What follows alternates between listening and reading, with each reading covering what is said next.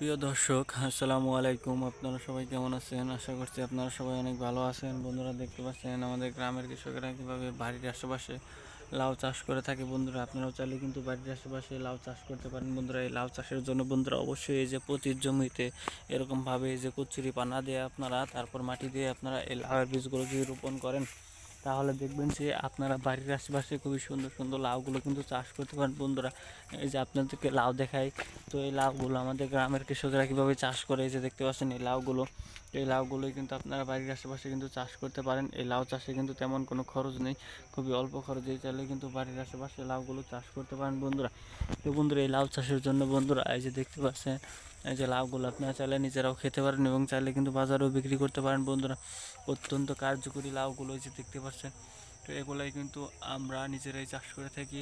তো এই লাউ চাষ করে কিন্তু আপনারা চাইলে এই লাউগুলো নিজেরাও খেতে পারবেন এবং চাইলে কিন্তু আপনারা চাইলে কিন্তু বাজারেও বিক্রি করতে পারেন। বন্ধুরা, এই লাউয়ের মধ্যে রয়েছে প্রচুর পরিমাণে ভিটামিন। বন্ধুরা, যা খেলে বন্ধুরা আপনারা অনেক উপকার পাবেন।